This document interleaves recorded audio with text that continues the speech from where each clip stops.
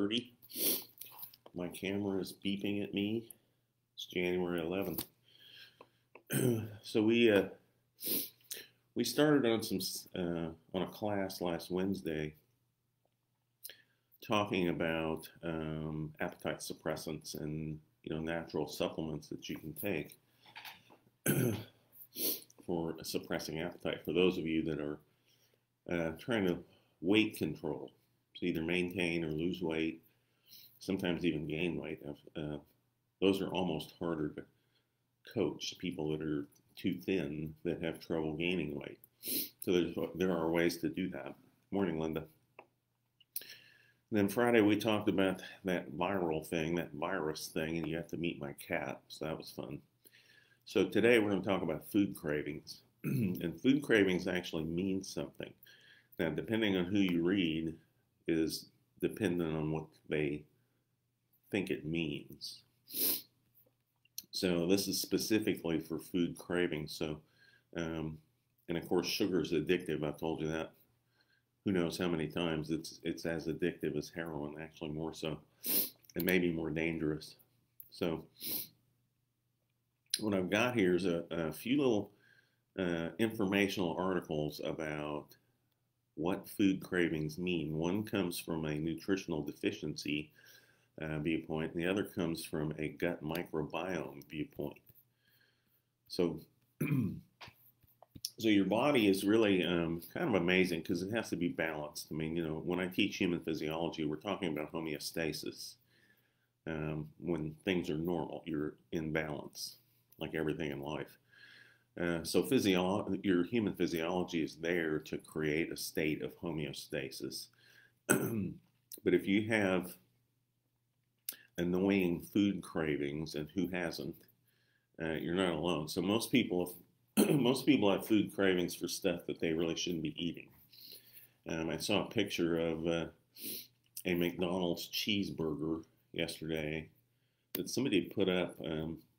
Her daughter had done this experiment with a McDonald's cheeseburger, a chicken McNugget, and French fries. And she started this experiment in 5th grade. She is now a senior in college, and she put up a picture of the original cheeseburger and the chicken McNugget and the French fries that had never been refrigerated and never been frozen. They were just wrapped up. And she's kept them, I guess, however many years that would be. I guess senior in college would be 17 years. And the chicken McNugget and the cheeseburger and the French fries looked exactly the same. They hadn't changed at all.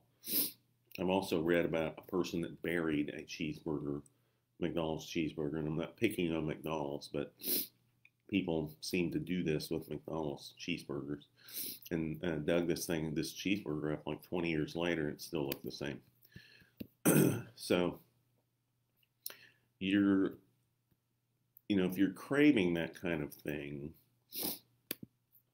you're not alone, because fast food has been around for, McDonald's has been around, what, 70 years now or so. So there's a wide range of cravings. So not everybody craves a McDonald's cheeseburger. And so people think that it's poor self-control or from eliminating certain foods out of a diet. So if you're trying to like detox from something that you don't think is good for you, that's not always the case as to what's going on. So your body's amazing. It's got to be balanced. And it signals, there's signals from the gut, there's signals from the brain, the hypothalamus. And so food cravings are just simply another way for the body to signal what it needs, so we can have the chance to fulfill that balance. Okay, so if you think about it, almost all of us have had food cravings, and specifically certain food cravings. Chocolate comes to mind. The struggle for that, though, is real. And chocolate, actually, milk chocolate is yucky for you. Dark chocolate is not. So a nutritionist friend of mine, that is her go-to for a sweet treat. Plus, there's so much antioxidants in dark chocolate. You just have to get the percent of dark chocolate that you can stand, because if you get up in the 90th percentile of dark chocolate, you might as well eat tree bark. It's about what it tastes like. Okay, so what's the blame for food cravings? Is it bad habits? Is it poor discipline? Is it because you have a sugar tooth? Maybe not. So here's a couple of different viewpoints. One from mineral deficiency and one from the gut. So science has shown that a lot of these cravings can be from mineral deficiencies in the body. So you can get those minerals from natural food sources, which are better for you than the things you're actually craving. So here's a list of 7 cravings paired with their mineral deficiency counterpart. Okay, number 1 is hunger. So you're just hungry. And most hunger is thirst. When I start coaching people about weight loss, that's the first thing we talk about. The vast majority of the time, if you're hungry, you're actually just thirsty. So you're just dehydrated. Most people don't drink enough water to stay hydrated. And then that, in your brain, that gets confused with hunger. So anytime you get a food craving or an intense hunger, just drink a fairly large glass of water and then check 20 minutes later with your body and your mind to see if in fact you really are hungry.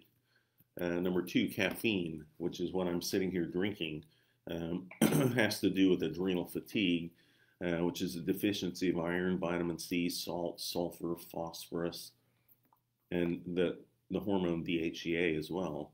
So if you find yourself craving caffeine or you need it before you can function, you can try switching to decaf and then coffee alternatives like green tea. Green tea was one of the supplements we talked about last Wednesday. Paired with that is making sure that you get enough sleep.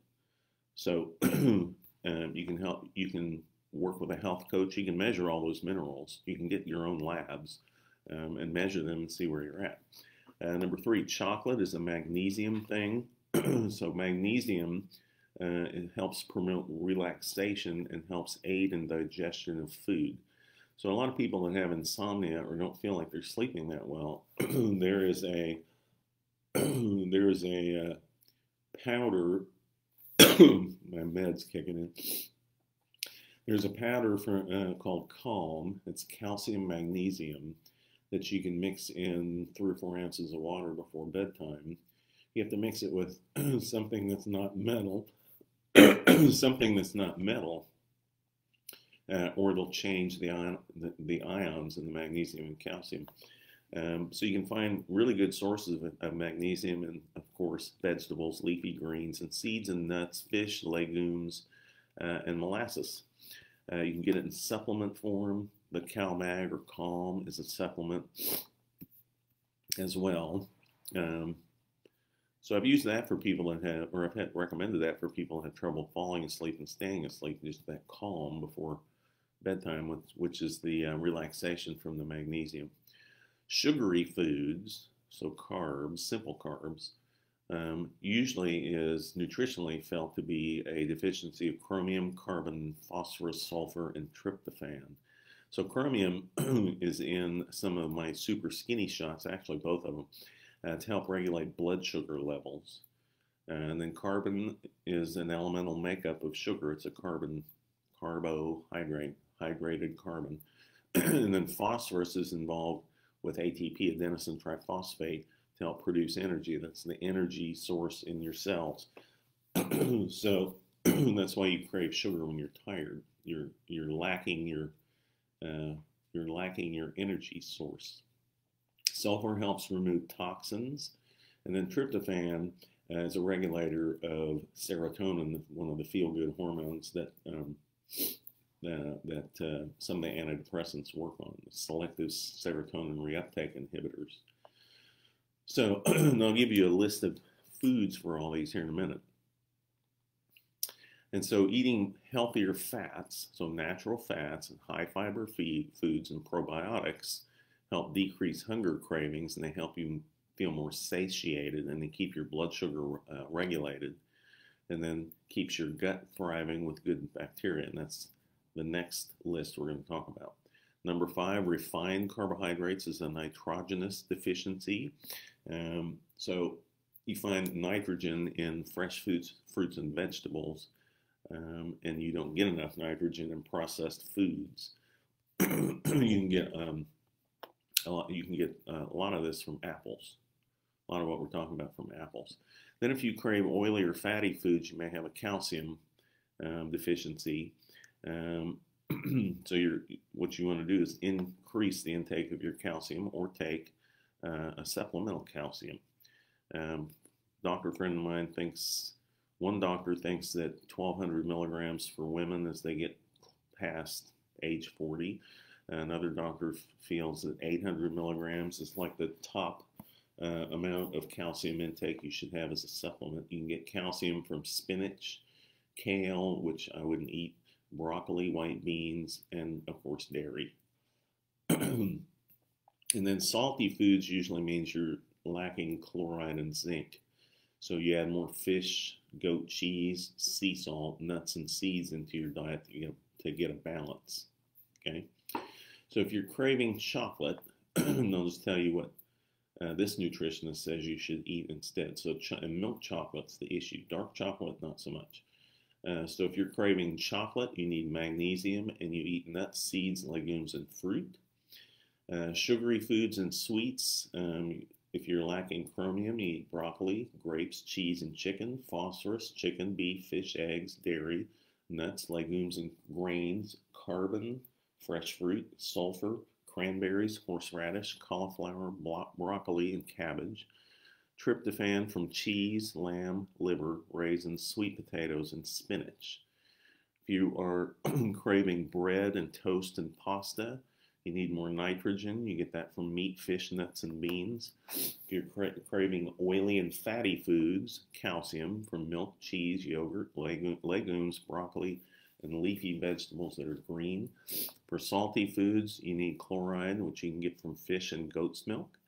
And then for general overeating, silicon can show up as a deficiency. You get that from nuts and seeds. You avoid starches like white bread, pasta, and rice, which is true of people who are trying to lose weight anyway. That's all converted to sugar. Tryptophan from cheese, liver, lamb, raisins, sweet potato, and spinach. And then tyrosine deficiency you can work on with oranges, green or red fruits, and vegetables, vitamin C supplements. So what about the gut? So we did a whole class on the microbiome. So if you're, you're craving a cupcake or you want apple pie, you're trying to stay on a healthier diet, you try to stick to a healthy lunch, you crave French fries, and you think about it until you go get them.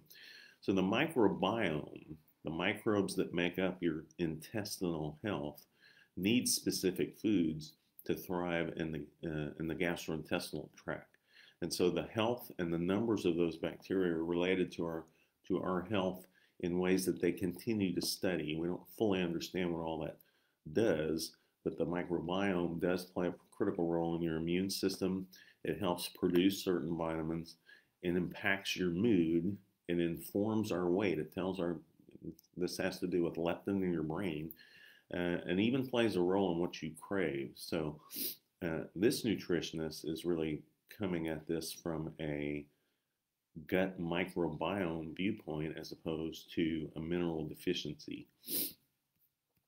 Okay, so how do you override that? How do you give your gut what it needs so that you're not eating things that are maybe not as healthy as you should? So you eat a diet high in prebiotic foods. And I've got a list of the 19 best prebiotic foods that I could go through. But they are mentioning specifically from this nutritionist, garlic, onions, berries, and apples. Seaweed is on this other list. Nobody eats seaweed, although it would be really good to eat seaweed for you. I'm not sure it would taste that good, but I've never eaten it, so I can't say. Then you want to consume probiotic daily. Okay, so you can get those from any supplement store. Life Extension has good ones. What you want is gluten-free and vegetarian-based capsules. And so Full Script and Life Extension, where I affiliate with, has all that. They're all gluten-free and vegetable-based. And then the next one is to cut out sugar, which we've been talking about for months, and I've been talking about it for 10 years. But your gut microbiome actually likes sugar, okay? So the bad or harmful bacterial colonies love sugar. So if you feed them sugar, they will continue to proliferate and they will thrive and mess with your mood and mess with your immune system, et cetera, et cetera.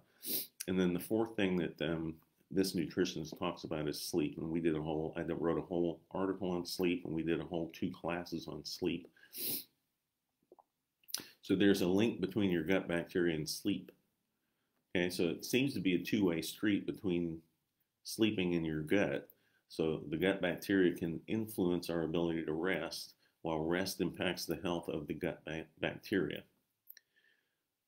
So melatonin, the sleep hormone that you should try if you haven't tried it, and most people don't take enough, the sleep-inducing dose is 16 to 22 milligrams 30 minutes before bedtime. Most people take half a milligram or 1 milligram and then say it doesn't work.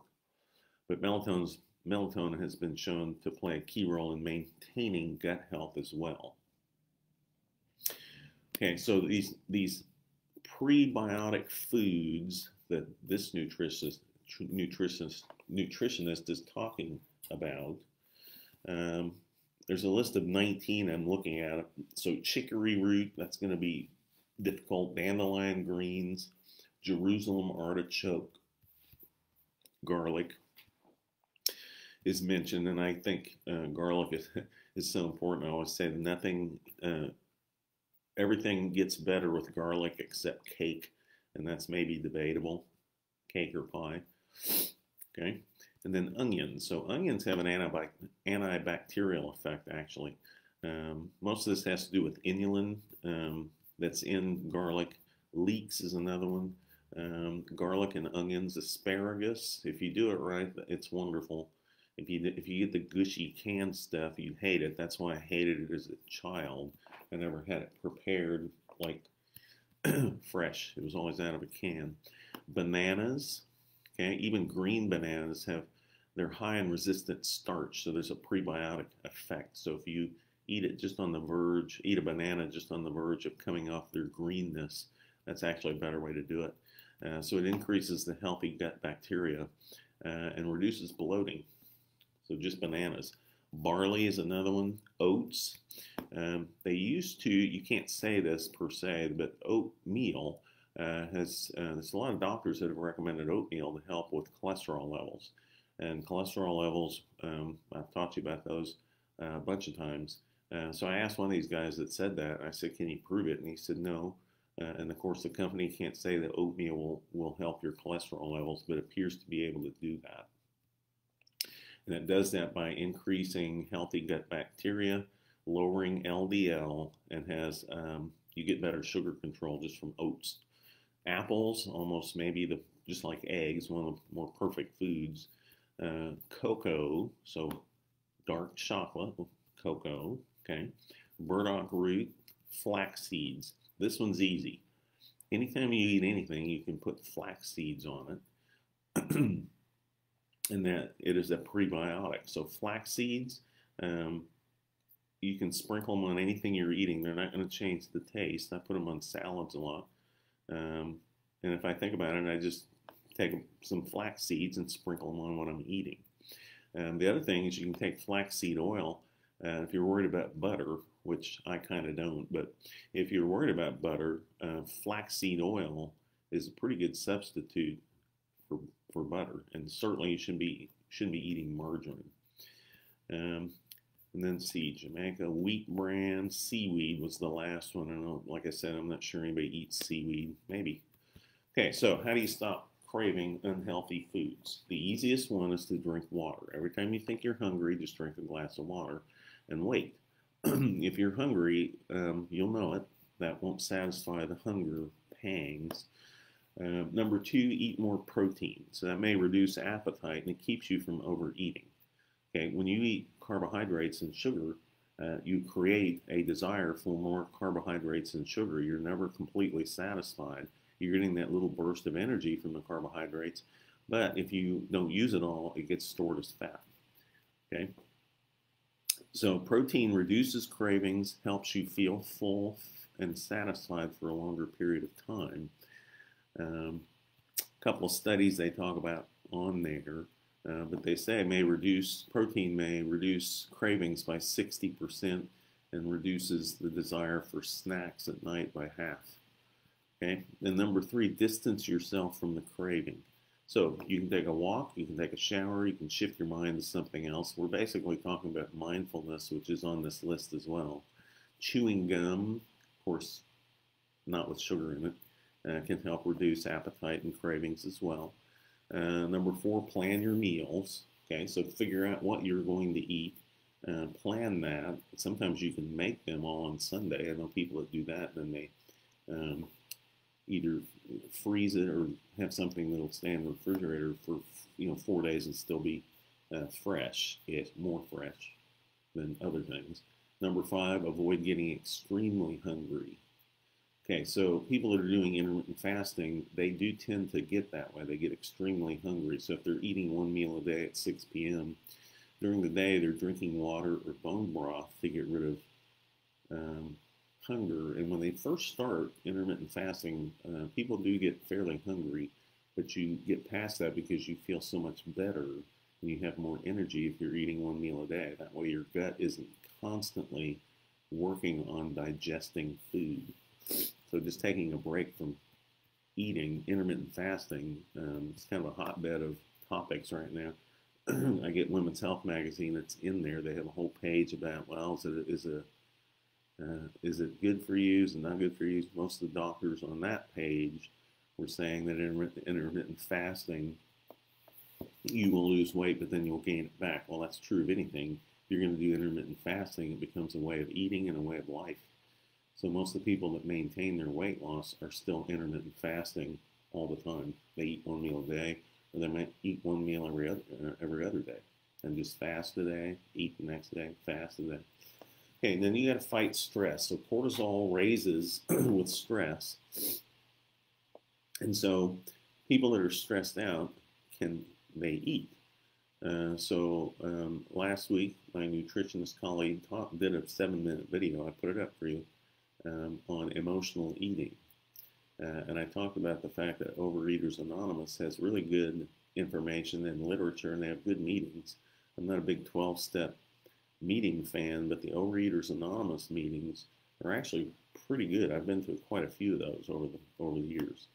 Number 7, take spinach extract. So it's a newer supplement that's on the market, and it delays fat digestion and increases the level of hormones that reduce appetite and hunger, such as glucagon-like peptide 1 we talked about last Wednesday. Number 8 on this list is get enough sleep because of the hormones that occur during your sleeping time and the fact that you form your long-term memories while you're sleeping. Number 9 is eating proper meals. So snacking between meals continuously has your gut working on digestion. So snacking, probably, if you're going to do it, make sure it's something healthy. So whole foods, fruits, nuts, vegetables, or seeds. Number 10 is don't go to the supermarket hungry.